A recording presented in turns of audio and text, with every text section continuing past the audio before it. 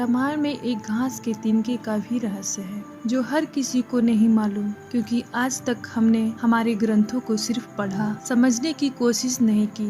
रावण ने जब माँ सीता जी का हरण करके लंका ले गया, तब लंका में सीता जी बट वृक्ष के नीचे बैठकर चिंतन करने लगी। रावण बार बार आकर माँ सीता जी को धमकाता था, लेकिन माँ सीता जी कुछ नहीं बोलती थी। यहाँ तक कि रावण ने श्री राम जी का वेशभूषा में आकर माँ सीता जी को भ्रमित करने की कोशिश की, लेकिन सफल नहीं हो पाया। रावण थक हार कर जब अपने शयन कक्ष में गया तो मंदोदरी ने कहा, आप तो राम का वेश धर कर गए थे, फिर क्या हुआ? रावण बोला, जब मैं राम का स्वरूप लेकर सीता के समक्ष गया तो सीता मुझे नजर ही नहीं आ रही थी। रावण अपनी समस्त ताकत लगा चुका था, लेकिन जिस जगत जननी माँ को आज तक कोई नहीं समझ सका, उन्हें रावण भी कैसे समझ पाता। रावण एक बार फिर आया और बोला, मैं तुमसे सीधे सीधे संवाद करता हूँ, लेकिन तुम कैसी नारी हो कि मेरे आते ही घास का तिनका उठाकर उसे ही दूर दूर कर देखने लगती हो।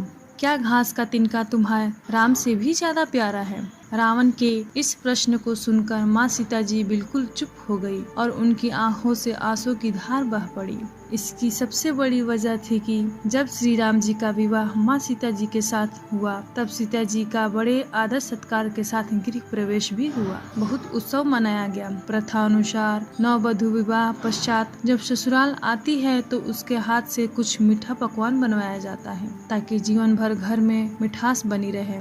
इसलिए माँ सीता जी ने उस दिन अपने हाथों से घर पर खीर बनाई और समस्त परिवार राजा दशरथ एवं तीनों रानियों सहित 4 भाइयों ऋषि संत भी भोजन पर आमंत्रित थे। माँ सीता ने सभी को खीर परोसना शुरू किया और भोजन शुरू होने ही वाला था कि जोर से एक हवा का झोंका आया। सभी ने अपनी अपनी पतले संभाल ली। सीता जी बड़े गौर से सब देख रही थी। ठीक उसी समय राजा दशरथ जी की खीर पर एक छोटा सा घास का तिनका गिर गया, जिसे माँ सीता जी ने देख लिया, लेकिन जब खीर में हाथ कैसे डाले ये प्रश्न आ गया। माँ सीता जी ने दूर से ही उस तिनके को दूर कर देखा। वो जलकर राख की एक छोटी सी बिंदु बनकर रह गया। सीता जी ने सोचा, अच्छा हुआ किसी ने नहीं देखा, लेकिन राजा दशरथ माँ सीता जी की इस चमत्कार को देख रहे थे। फिर भी दशरथ जी चुप रहे और अपने कक्ष पहुंचकर माँ सीता जी को बुलवाया। फिर उन्होंने सीता जी से कहा कि मैंने आज भोजन के समय आपके चमत्कार को देख लिया था।